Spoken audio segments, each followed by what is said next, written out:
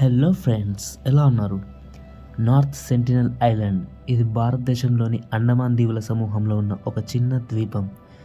ఇది అనేక దశాబ్దాలుగా ప్రపంచవ్యాప్తంగా ఆసక్తిని రేకెత్తిస్తుంది, ముఖ్యంగా అక్కడ నివసించే సెంటినలీస్ అనే ఆదివాసుల కారణంగా. ఈ దీవి బంగాళాఖాతంలో 60 చదరపు కిలోమీటర్ల విస్తీర్ణంలో ఉంది.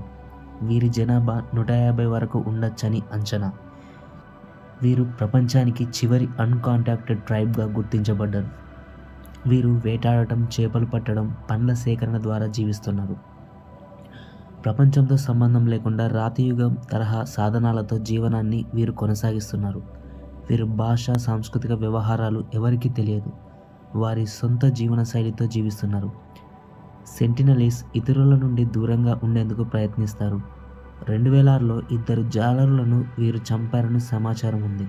2018లో అమెరికా మిషనరీ జాన్ అలెన్ చౌ ద్వీపంపైకి వెళ్లే ప్రయత్నంలో ప్రాణాలు కోల్పోయాడు. 2004 సునామీ సమయంలో కూడా వారు ఇలాంటి విపత్తుని, వాతావరణ మార్పుని ముందుగా గుర్తించి గడ్డి మైదానాలు మరియు దట్టమైన అడవులలోకి వెళ్ళి సర్వైవ్ అయ్యారు. ఈ సునామీ తర్వాత భారత ప్రభుత్వం హెలికాప్టర్లను ఉపయోగించి ఏరియల్ సర్వే నిర్వహించింది. సెంటినలీస్ ఈ హెలికాప్టర్స్ వైపుగా బాణాలతో ప్రతిస్పందించారు. ఇది వారు సురక్షితంగా ఉన్నారనే సంకేతం. సెంటినలీస్ మన శాస్త్ర సాంకేతిక యుగంలో కూడా సాంప్రదాయ జీవన శైలిని పూర్తిగా దత్తత తీసుకున్న ఆదిమ సమాజానికి నిదర్శనం. ఇప్పుడు వారి ఉనికి ఆధునికీకరణకు వ్యతిరేకంగా జాతుల స్వతంత్రతను మరియు ఆత్మనిర్భరతను సూచిస్తుంది. భారతదేశం సెంటినలీస్ని నిరంతరంగా రక్షించడానికి కృషి చేస్తుంది. చుట్టూ 5 కిలోమీటర్ల మేర రక్షణ ఉంటుంది. ప్రవేశం పూర్తిగా నిషిద్ధం.